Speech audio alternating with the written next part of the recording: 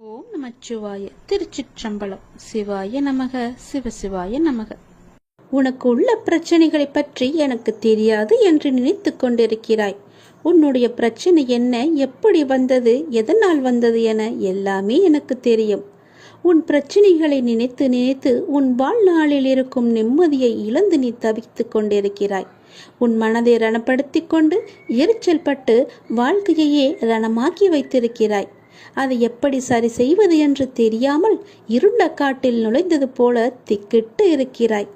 இதனால் வாழும் வாழ்க்கையே உனக்கு நரகமாக தோன்றுகிறது. ஒரு விஷயம் உனக்கு பிடிக்கவில்லை என்றால் அதை நீ விட்டுவிடு. விரும்பாமல் ஏற்றுக்கொள்வது சரியல்ல. உனக்கு நீயே செய்யும் தீமை. உனக்கு நீயே வேஷம் போடுகிறாய் என்று அர்த்தம். உனக்கு அது நிம்மதி தராது. மற்றவர்களுக்கும் நிம்மதி இல்லாத சூழலை உருவாக்கும். அதை விட்டு நகன்று விடுவதுதான் சிறந்தது உனக்கு. அமைதியாய் போவதில் தவறு இல்லை. ஆனால் அந்த அமைதியை ஏற்க முடியாமல் சில பேர் இருப்பார்கள். காரணம், உன்னிடம் பேசி பழகிவிட்டார்கள். அவர்களுக்கு அது ஏற்றுக்கொள்ளக்கூடியதாக இருக்காது. அவர்கள் செய்யும் சில விஷயங்கள் வருத்தத்தை ஏற்படுத்தியது என்றால் மனம் வருந்தாமல் அமைதியாக நீ விலகிவிடு. அவர்களுக்கு நீ விட்டு சென்றதாக தோன்றும். உண்மையான காரணத்தை அவர்களுக்கு நீ உணர்த்த வேண்டுமென்று அழையாதே. உன்னை புரிந்தவர்களாக இருந்தால் அது அவர்களுக்கு தெரியும். அவர்கள் செய்த தவறு என்ன, எதற்காக நீ அமைதியாக இருக்கிறாய் என்று. இதையெல்லாம் ஒரு விஷயமாக எடுத்துக்கொண்டு நீ கலங்காதே. அதை மற்றவர்களிடம் கோபமாய் வெளிப்படுத்துகிறாய். அப்படி அவர்கள் என்ன செய்தார்கள்? கோபத்தையும் எரிச்சலையும் விடு. உன்னை காயப்படுத்தினது நியாயமில்லைதான். அதற்காக அந்த கோபத்தை மற்றவர்களிடம் காண்பிப்பது மிகவும் தவறு. நிம்மதியுடனும் சந்தோஷத்துடனும் வாழ அதற்கான எல்லா முயற்சியிலும் உன்னை நான் ஈடுபடுத்தி செய்ய வைப்பேன். நானே துணை நின்று உன்னை காப்பேன். நீங்கள் வாழ பிறந்திருக்கிறீர்கள். வாழ்வை அனுபவித்து வாழ வேண்டும். அதற்கு தடையாக உள்ள கஷ்டங்களையும் பிரச்சனைகளையும் வேறு விதமான சூழல்களையும் நீக்கி எல்லாவற்றிலும் சம்பூர்ணமாக வாழ வேண்டும் என்பதே இந்த அப்பாவின் விருப்பம். அப்பாவின் விருப்பம் உங்கள் வாழ்க்கையில் நடைமுறைக்கு வர வேண்டும் என்றால் அப்பா உங்கள் மனதில் இருக்க வேண்டும். அப்பா என் மனதில் இருப்பதை எப்படி அறிந்து கொள்வது என நீ கேட்கலாம். எந்த மனதில் அமைதியும் சாந்தமும் நிலவுகிறதோ, எந்த மனம் எப்போதும் அன்பினால் நெகிழ்கிறதோ, எந்த மனம் எப்பொழுதும் பொறுமை காக்கின்றதோ, எந்த மனம் அனைத்தையும் சகித்து கொண்டு போகிறதோ அந்த மனதில்தான் அப்பா முழுமையாக இருக்கிறார். சில நேரங்களில் கஷ்டம் கலங்கச் செய்யும், வேதனை திகைக்க வைக்கும், பிரச்சனைகள் மூழ்கடிப்பது போல தெரியும். ஆனால் திகைக்கக்கூடாது. எதையும் முன் ஜென்மத்து வினை என எடுத்துக்கொண்டு இனி வரும் நாட்களில் நாம் நன்றாக இருப்பதற்காக இந்த நிலையை அப்பா தருகிறார் என ஏற்றுக்கொள்ள வேண்டும். மனநிலை மற்றும் மாறுதல்களுக்கு மௌன சாட்சியாக இருப்பவன் இறைவன். அப்பா எனக்கு எதையும் செய்யவில்லை என கதறி அழுத நாட்கள் உண்டு. அழுத நாட்கள் எல்லாமே முடிந்து போகும். ஆனந்தமான காலம் உங்களுக்காக காத்திருக்கிறது. மரம் இலைகளை உதிர்க்க ஆரம்பித்து மொட்டையாகி நின்றால் மரம் பட்டுவிட்டது என நாம் கதறுவது கிடையாதே. இது இலையுதிர்காலம். இனி வசந்த காலம் வரும் என்பதை நினைத்து நாம் காத்திருப்போம் இல்லையா? அப்படியேதான் உங்களுடைய வாழ்க்கையும். இந்த துன்ப நாட்கள் எல்லாமே முடிவுக்கு வரும். முடிவுக்கு வந்து உங்களுக்கு இன்பம் சேரப்போகிறது. அன்றைக்கு நீங்கள் தகுதியாக இருப்பதற்கு இந்த கஷ்டம் என்ற பயிற்சி உங்களுக்கு அளிக்கப்படுகிறது. அப்பா எப்படி முழுமையானவரோ அப்படியே நீங்கள் முழுமையான தன்மை உடையவர்கள். அவரே முழுமையை நோக்கி உங்களை அழைத்து செல்வார். எதை பற்றியுமே நீ கவலைப்படாதே. உன்னோடு நான் எப்போதுமே இருப்பேன். உன் பிரச்சனைகளை நான் தீர்த்து வைக்கிறேன். எதை பற்றியுமே நீ கவலைப்பட்டு கொண்டே உன்னுடைய வாழ்வை நீ இழந்து விடாதே. உனக்கு துணையாக நான் இருக்கிறேன். உன்னுடைய வாழ்க்கையை நீ சந்தோஷமாகவே வா. இந்த உலகமானது எப்படி வேண்டுமானாலும் மாறலாம். மனிதனாகனவன் எப்படி வேண்டுமானாலும் மாறலாம். எந்த நொடி வேண்டுமானாலும் மாறலாம். உங்கள் மீது நீங்கள் நம்பிக்கை வையுங்கள். வாழ்க்கை எந்த நொடியிலும் மாறும். மனிதர்களிடம் நீங்கள் கவனமாக இருங்கள். எப்போது மாறுவார்கள் என்று யாருக்கும் தெரியாது. நம்மை நாமே பெரிதாக எண்ணிக்கொண்டு அகந்தை கொள்வது கூடாது. சாதாரணமானவர்களாக நம்மை கருதும் போதுதான் நம்மிடம் கருணையும் பணிவும் நல்ல சிந்தனையும் வெளிப்படத் தொடங்கும். எல்லா ஆற்றல்களும் மனிதனுக்கு இயல்பிலேயே இருக்கின்றன. ஆன்மீகத்தின் உதவியால் தடைகளை போக்கி நாம் நிறைநிலையை அடைய வேண்டும். ஆன்மீகத்தின் உதவியால் தீயவர்கள் கூட மகானாக முடியும். இந்த உலகம் இறைவனுக்கு சொந்தமானது. உலக பொருட்களிலெல்லாம் அவரே இருக்கின்றார். இந்த கோணத்தில் பார்க்க தொடங்கிவிட்டால் நம் மனம் உயர்வு பெறும். இங்கொன்றும் அங்கொன்றுமாக நுனிப்புல் மேய்வது போல ஒருபோதும் மேயக்கூடாது. வெற்றி பெறவும் முடியாது நம்மால். எல்லாவற்றையுமே முழுமையாக ஆராய்ந்து அதிலேயே ஈடுபட வேண்டும். கன நேரம் இன்பமாக ஏதோ ஒன்று கிடைக்கலாம், ஆனால் அத்துடன் எல்லாம் முடிந்துவிடும். நம்முடைய இன்பமானது தொடர்ந்து நிலைத்து இருக்கும்படி செய்ய வேண்டும். ஒவ்வொரு நேர்மையான செயலும் அதற்குரிய வெகுமதி தர காத்து கொண்டிருக்கிறது. உணர்ச்சி வசப்பட்டால் முடிவெடுக்க முடியாமல் தடுமாற நேரிடும். உணர்ச்சி வசப்பட்டால் எல்லாமே ஒரு நொடியிலே மாறிவிடும்.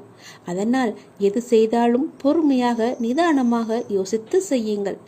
கடந்ததை பற்றி வருந்தவோ வருவது பற்றி கற்பனை செய்யவோ வேண்டாம். முயற்சிக்குரிய பலன் ஒருவனுக்கு நிச்சயம் கிடைத்தே தீரும். எதை கண்டுமே நீங்கள் எரிச்சல் படாதீர்கள். எல்லாவற்றையுமே நீங்கள் ஒரு அனுபவ பாடமாக எடுத்துக்கொள்ளுங்கள். நமக்கு எது நடந்தாலும் இது ஒரு அனுபவம் என்று எண்ணிக்கொள்ளுங்கள். மனசாட்சிக்கு கட்டுப்பட்டு நடந்தால் உங்களுடைய வாழ்வு நலம் பெறும். மனம் என்பது கடவுளின் கையில் ஒரு கருவியாக இருக்க வேண்டும். கடவுள் விரும்பும் வழிபாடு உழைப்பு ஒன்றுதான். அவருடைய விருப்பத்தை நாம் பூர்த்தி செய்ய வேண்டும். கடவுள் நம்பிக்கை ஒன்றே மனிதனுக்கு உண்மையான உதவி. கடவுளின் விருப்பப்படி நடக்கட்டும் என எல்லாவற்றையுமே விட்டுவிடுங்கள். உங்கள் தலைகளில் நீங்கள் பாரத்தை ஏற்றிக்கொள்ளாதீர்கள். உங்களுக்கு இன்று நடப்பது எல்லாமே அவருடைய விருப்பப்படிதான் நடக்கின்றது. அவர் விரும்பாமல் எதுவும் உங்களுக்கு நடக்காது. அதனால் அவர் விருப்பப்படி வருவதை அவருடைய போக்கிலேயே விட்டுவிடுங்கள். கடவுளிடம் எல்லாம் நன்றாக இருக்க வேண்டும் என்று பிரார்த்தனை செய்யுங்கள். எல்லாம் உங்கள் இஷ்டப்படியே நடக்கட்டும் என்று அவரிடம் விட்டுவிடுங்கள். நீங்கள் எது செய்தாலும் எனக்கு நன்மையாக மட்டும்தான் இருக்கும் என்று அவர் மீது நீங்கள் நம்பிக்கை கொள்ளுங்கள். மற்ற எல்லாவற்றையும் அவரே பார்த்து கொள்வார். நீங்கள் பயமின்றி நிம்மதியாக கவலைப்படாமல் சந்தோஷமாகவே இருக்கலாம். உனக்கு நிறையவே பிரச்சனை இருக்கிறது. எதை சொல்லி எங்கே போய் அழுவது என்று தெரியாமல் நீ தினமும் புலம்பி தவித்து கொண்டிருக்கிறாய். எனக்கென்று யாருமே இல்லையே, நீங்களும் இருக்க மாட்டீர்களா அப்பா என்று என்னிடமே நீ கேட்கிறாய். உனக்கு யார் இல்லை? எல்லோருமே இருக்கிறார்களே. நீதான் அவர்களை புரிந்து கொள்ளவில்லை. யார் என்று சொல்கிறேன் தெரியுமா? அந்த கடவுளை தான் சொல்கிறேன். உனக்காக அம்மாவாக அந்த அம்மன் இருக்கிறார். அப்பாவாக அப்பன் ஈசன் இருக்கிறார். குருவாக நானும் இருக்கிறேன். உனக்காக எல்லோருமே இருக்கும்போது, உனக்காக அந்த கடவுள்களே இருக்கும்போது நீ ஏன் எனக்கு யாருமே இல்லை என்று சொல்கிறாய்? உன் கவலையை போக்க அந்த படைத்த இறைவன் எங்களுக்கு தெரியாதா? உன் பிரச்சனை என்ன என்பது எங்களுக்கு தெரியாதா? உன் பிரச்சனையை கேட்பதற்கு எவரும் இல்லை என்று நீ கவலைப்படாதே. உங்களுக்காக உனக்காக நாங்கள் எல்லோருமே இருக்கிறோம். எந்த பிரச்சனையாக இருந்தாலும் சரி, எங்களிடம் சொல். உடனே நாங்கள் தீர்வு கொடுக்கிறோம். உனக்காக, என்னுடைய குழந்தைகளுக்காக நாங்கள் எது வேண்டுமானாலும் செய்வோம். உன்னை படைத்தது யார் என்று நினைக்கிறாய்? உன்னை படைத்தது நாங்கள்தான். எங்களுக்கு தெரியாதா? நீ எங்கு, எப்போது, எப்படி பிறக்க வேண்டும், யார் வயிற்றில் பிறக்க வேண்டும், யார் உனக்கு அப்பாவாகவும் அம்மாவாகவும் இருக்க வேண்டும் என்று எங்களுக்கு தெரிந்துதான் நான் உன்னை படைத்தேன். நாங்கள் உங்களுக்கு செய்வது எல்லாமே நன்மையாகத்தான் இருக்கும். அதனால்தான் இவர்களுக்கு உன்னை பிள்ளையாக படைத்தேன். இப்போது நடந்தது, இதற்கு முன்பு நடந்தது, இனிமேல் நடக்கப் போவது எல்லாமே எங்களுக்கு தெரிந்துதான் நடக்கிறது என்பதை நீ ஏன் மறந்துவிட்டாய்? உன்னுடைய கவலைகளை பற்றி எங்களுக்கு தெரியாதா? உன்னுடைய பிரச்சனைகள் எல்லாமே தீரும் நேரத்தை நீ நெருங்கிவிட்டாய். நீ இதுவரை அனுபவித்தது பூர்வ ஜென்ம முந்தைய ஜென்ம கர்மாவின் பலன்தான். மிச்சம் இருந்தது, அது இப்போது முழுவதுமாகவே தீர்ந்துவிட்டது. இன்னும் நான் உனக்கு நிறையவே கொடுக்கப் போகிறோம். அது பெறுவதற்கு நீ தயாராக இரு. என்ன கஷ்டத்தை கொடுக்கப் போகிறீர்களா என்றுதானே நீ கேட்கிறாய்? அவ்வளவு சோதனைகளை நீ தாங்கி இருக்கிறாய். அவ்வளவு பிரச்சனைகளை நீ பார்த்து இருக்கிறாய். கவலைப்படாதே. இனி வருவது உனக்கு பிரச்சனை அல்ல, உனக்கு கவலையும் அல்ல, உனக்கு சந்தோஷம்தான். உன்னுடைய பிரச்சனைகள் எல்லாமே முடிந்து விட்டது. அதற்கு தீர்வும் நீ கண்டு விட்டாய். இனி நடக்கப் போவது எல்லாமே உனக்கு ஜெயமாகவே இருக்கும், சந்தோஷமாகவே இருக்கும். நீ கேட்டது அனைத்துமே உங்களுக்கு கிடைக்கும். நீ எதிர்பார்த்த மாதிரியே உன்னுடைய வாழ்க்கை நிச்சயமாகவே அமையும். என் வார்த்தையை நம்பு. உன்னை நான் படைத்தேன். என்னுடைய இரு கரத்தை கொண்டு நான் உன்னை ஆசிர்வதிக்க வந்திருக்கிறேன். என் கரத்தை உடனே தொட்டு என் ஆசையை நீ பெற்றுக்கொள். எல்லையில்லாத மகிழ்ச்சி உன்னை தேடி வரப்போகிறது. உங்களின் உணர்வுகள், எண்ணங்கள், பேச்சுக்கள் எல்லாம் எத்தகைய நிகழ்வை சுற்றி விரும்பியோ வெறுத்தோ தீவிர வட்டமிடுகின்றதோ அதுவே நடக்கும் என்பதை நீங்கள் உணர்ந்து கொள்ளுங்கள். உங்களுடைய மனமானது எப்பொழுதும் மகிழ்ச்சியையும் சந்தோஷத்தையும் இனிமையை மட்டுமே நினைத்து வைத்துக் கொள்ளுங்கள். உங்கள் மனம் எப்பொழுதும் சந்தோஷத்திலேயே மூழ்கி இருக்கட்டும். அப்பொழுதுதான் உன்னை சுற்றி எப்பொழுதுமே மகிழ்ச்சி இருந்து கொண்டே இருக்கும். நிதானத்தை இழக்காத வரை வாழ்க்கையில் உனக்கு தோல்வி என்பதே இல்லை. இவ்வுலகில் உள்ள ஒவ்வொரு மனிதனுக்கும் தனித்தோர் ஆற்றல் இருக்கிறது. உனக்கும் அப்படித்தான். உனக்கென்று ஒரு ஆற்றல் இருக்கிறது. அதை வாழ்க்கையின் சரியான முன்னேற்ற பாதையில் பயன்படுத்தி நீ பயணித்தால் அது நல்ல விளைவை தருகின்ற நிலைக்கு உன்னை கொண்டு போய் சேர்க்கும். இது உண்மை. உன்னிடம் உள்ள ஆற்றலை நீ குறைத்து மதிப்பிடாதே. உன்னை நீயே தாழ்த்தி கொள்ளாதே. என்னால் இது முடியுமா என்ற சந்தேக கண் கொண்டு பார்க்காதே. எடுத்த எடுப்பிலேயே எதை கண்டும் அச்சம் கொள்ளாதே. உனக்கு வேண்டியதை பற்றி மட்டுமே தீவிர உணர்வோடு சிந்தித்துப்பார். பேசியும் விரும்பியும் இரு. நீ நினைத்தது விரைந்து நிறைவேற வேண்டுமானால் தோல்விக்கு அஞ்சி முடங்கி கிடப்பதோ மடங்கி கிடப்பதோ நல்ல வாழ்க்கையை தராது என்பதை நீ உணர்ந்து கொள். போட்டியில் தோற்றாலும் ஓட்ட பந்தயத்தில் ஓடுபவன்தான் வெளியில் நின்று விமர்சிப்பவனை விட மேலானவன். ஒரு வேலை செய்ய முடியாதவர்கள் அவர்களால் முடியாததை உங்களாலும் செய்ய முடியாது என்று சொல்வார்கள். அவர்களால் முடியாதது உங்களாலும் செய்ய முடியாது என்று எண்ணுவார்கள். அவற்றையெல்லாம் நீ காதில் வாங்காதே. நீ எப்பொழுதும் போல உன்னுடைய பயணம் எதுவோ, உன்னுடைய இலக்கு எதுவோ, உன்னுடைய ஆசை எதுவோ, இதில் போனால் உனக்கு மகிழ்ச்சி என்று கிடைக்கும் என்று தெரிந்தால் அதை நோக்கி நீ பயணப்பட்டு கொண்டே இரு. உன்னுடைய இலக்கை நோக்கி செல்வதில் விவேகத்துடனும் உத்வேகத்துடனும் தன்னம்பிக்கையுடனும் செல். கண்டிப்பாக உனக்கு இன்ப அதிர்ச்சி அந்த இடத்தில் காத்து கொண்டிருக்கிறது என்பதை நீ மறந்து விடாதே. நீ என்னுடைய முழு ஆசையையும் பெற்றுவிட்டாய். இனி உன்னுடைய வருங்காலம் மிக சிறப்பாகவே இருக்கப் போகிறது. இதை கேள், உனக்கே புரியும், நன்றாக புரியும். இதே போலவே செய்து வா. உனக்கான வாழ்க்கை நிச்சயமாகவே நல் வாழ்க்கையாக அமையும். இந்த பதிவை நீ கேட்டுக்கொண்டிருக்கும் போதே உன்னுடைய வீட்டில் பல்லியின் சத்தம் கேட்டால் நான் உன்னை ஆசிர்வதித்து விட்டேன் என்று அர்த்தம். இப்பொழுதே நீ நன்றாக கவனித்துப்பார். என் ஆசி உனக்கு கிடைத்துவிட்டால் உன் உடல் முழுவதுமே மெய் சிலித்துவிடும். என் அப்பா சொன்னது போலவே நடந்துவிட்டது என்ற உன் மனம் சரியாகவே எண்ணும். அப்பொழுதுதான் என்னுடைய ஆசி உனக்கு கிடைத்தது என்று நீ நம்புவாய். நீ நிச்சயமாகவே முன்னேறுவாய். எதை பற்றியும் நீ கவலைப்படாதே. எல்லையில்லா மகிழ்ச்சி உன்னை தேடி வந்து கொண்டிருக்கிறது.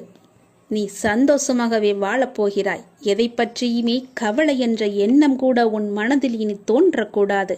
மகிழ்ச்சி, சந்தோஷம், நிம்மதி, இனிமை என்ற எண்ணம் மட்டுமே, நேர்மறை எண்ணம் மட்டுமே உன் மனதில் இருக்க வேண்டும். அதை மட்டுமே உன் மனதிற்குள்ளே வைத்துக்கொள். எதிர்மறை என்ற ஒரு சிறிய துகள் கூட உன் மனதில் இருக்கக்கூடாது. நேர்மறை மட்டுமே உன் மனதில் நிலைத்து இருக்கும். வெற்றி மட்டுமே உனக்கு கிடைத்து கொண்டே இருக்கும். மகிழ்ச்சி நிலைத்து உனக்கு இருக்கும். யார் உனக்கு துன்பத்தை கொடுத்தார்கள் என்று உனக்கு ஞாபகம் இருக்கிறதா? உன்னுடைய இன்றைய பிரச்சனைக்கு யார் காரணம் என்று ஞாபகம் இருக்கிறதா? எதையும் நீ மறந்திருக்க மாட்டாய். யார் உனக்கு துன்பத்தை கொடுத்தாரோ அவர் இன்றைக்கு நிச்சயம் நன்றாக இருப்பதை போன்ற தோற்றம் உனக்கு தெரிந்து கொண்டிருக்கும். அப்படிதானே? உனக்கு துரோகம் இழைத்தவர்கள் இப்போது நன்றாக செழுமையாக எந்த கவலையும் இல்லாமல் இருப்பது போலதான் உனக்கு தெரிகிறது. கெட்டதை செய்பவர்கள் நன்றாக இருக்கின்றார்கள். நல்லதை மட்டுமே செய்து கொண்டிருக்கின்ற நான் கஷ்டப்படுகின்றேனே என எரிச்சலோ நீ கவலையோ மட்டும் படாதே. அவர்கள் காலையில் பூத்து மாலையில் வாடும் பூவை போன்றவர்கள் என்பதை மனதில் வைத்துக்கொள். ஒரு பூ காலையில் பூத்தால் மாலையில் எப்படி இருக்கும்? வாடி போய்விடும் அல்லவா? அப்படிதான் அவர்களும். இப்போது பூத்து குலுங்கும் நேரம். விரைவிலேயே அவர் வாடும் நேரத்தையும் எட்டி விடுவார்கள். இன்னும் கொஞ்சம் காலம்தான். நீ பொறுமையாக இரு. அவர்கள் வாடப்போவதை நீ கண்கூடாக பார்க்கப் போகிறாய். இப்போது உள்ள மேன்மையிலிருந்து விரைந்து கீழே தள்ளப்படுவார்கள். நீ எப்படிப்பட்டவன் என்பது தெரியுமா? நீயோ விருட்சத்தை போன்றவர். விருட்சமாக வேரூன்றி ஆழமாக நிற்கப் போகிறாய். எல்லோருக்கும் நிழல் தரும் மரமாக இருக்கப் போகிறாய். அநேகம் பேர் உன்னை ஏமாற்ற வந்தாலும் நீ எதற்குமே அயர்ந்து போகாதே. எத்தனை இழப்புகள் வந்தாலும் சோர்ந்து போகாதே. நான் ஆழமாக வேர் விட்டிருக்கும் விருட்சம் என்று சொல்லிக்கொள். நான் ஆலமரம், என்னை யாரும் அசைத்து பார்க்க முடியாது என்று நெஞ்சை நிமிர்த்தி சொல்லிக்கொள். நீ மலர்கள் மட்டுமல்ல, கனிகளையும் தரப்போகிறாய். அதில் வருகின்ற நன்மை பலருக்கும் பயனாகவே இருக்கும். உன் நிழல் தேடி வரும்போது உன்னால் முடிந்த உதவிகளை அவர்களுக்கு செய். நாம் என்று கஷ்டப்படுவதைப் போலத்தான் நம் எதிரில் இருப்பவரும் ஒரு நாள் துன்பத்தை அனுபவிக்கப் போகிறார் என்பது உனக்கு தெரிந்துவிட்டால் நீ நிச்சயமாக அவர்கள் மீது கோபப்படவே மாட்டாய். அவர்களுக்காக நீயே பரிதாபப்படுவாய். வேண்டாமப்பா, அவர்களை விட்டுவிடு என்று நீயே உன் வாயால் சொல்லும் அளவுக்கு அவர்கள் நிலை பரிதாபமாக இருக்கப் போகிறது. இன்று நான், நாளை நீ என்று சொல்லிக் கொள்வாய். உனக்கு தவறு இழைத்தவரை பார்க்கும்போது இவரும் தண்டனைக்கு தயாராகிறார் என்பதை தெளிவாக தெரிந்து அவருக்காக நீ பரிதாபப்படு. இப்படி செய்யும்போது எத்தகைய சூழ்நிலையிலுமே நீ பாதிக்கப்பட மாட்டாய். உன் மனதில் குழப்பம் வராது. உன் மனதில் தெளிவு பிறக்கும். உன் மனதில் கவலையே இருக்காது. உன் மனதில் நிம்மதி இருக்கும். எதை பற்றியுமே நீ கவலைப்படாதே. ஏனெனில் அப்போது உன் மனதை படுக்கின்ற நான் நிச்சயம் பல வெகுமதிகளை அள்ளித்தரப்போகிறேன்.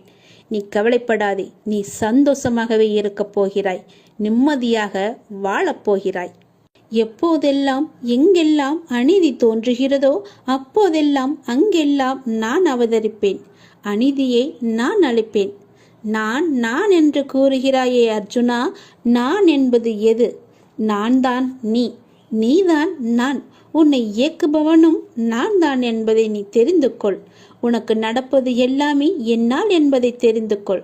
உனக்கு நடப்பது எல்லாமே உன்னுடைய நன்மைக்காக நான் செய்கிறேன் என்பதை தெரிந்து கொள். எந்த பொருளையும் தீயிலிட்டால் முதலில் அது கருப்பாக ஆகும். பிறகு இன்னும் அக்னியுடன் போட்டால் நீற்று போகும், சுத்த வெளுப்பாக ஆகிவிடும். அப்புறம் தீயில் போட்டால் அது மாறாது. அதுவே முடிவான நிலை. இப்படி நீற்று போனதே திருநீரு.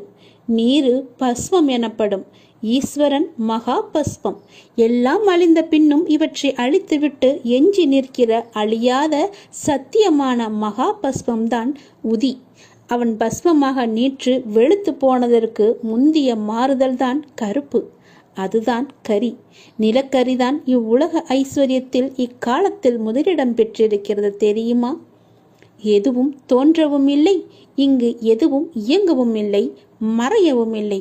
புற உலக மாயைகளை நீக்கினால் உனக்கு உள்ளது உள்ளதுபடியே இருக்கிறது. உங்கள் விவாதம் மௌனமாகவே இருக்கட்டும். மௌனத்தை விட சிறந்த விவாதம் ஏதுமே இருக்க முடியாது. அவரவர் விரும்பிய பதிலை அவரை பெற்றுக்கொள்ள உங்கள் மௌனமே ஆக சிறந்த விவாதமாக இருக்கட்டும். நீங்கள் அறிந்ததை கொண்டு கடவுளை வழிபடுங்கள். உனது உள்ளத்தில் இருந்து வழிபடுங்கள். வழிபாட்டிற்கு எந்த ஒரு விதிமுறையும் கிடையாது. உன் தாயை எவ்வாறு உனது தேவைக்கு நீ அழைப்பாயோ அதே அன்பும் அக்கறையுடனும் இயல்புடனுமே எனக்கு போதுமானது என்பதை தெரிந்து கொள்ளுங்கள். இந்த அப்பாவை அழைப்பதற்கு எந்த ஒரு சிறந்த வழிமுறை என்பதும் நான் வைத்துக் கொள்ளவில்லை. அன்பாக கூப்பிட்டால் போதும். நான் இருக்க பயம் என்று உன்னை தேடி நான் ஓடோடி வந்து விடுவேன். உன் மனதின் குழப்பத்தையும் உன் வாழ்வின் சரியான பாதைக்குமே நான் இவற்றையெல்லாம் தந்து கொண்டிருக்கிறேன்.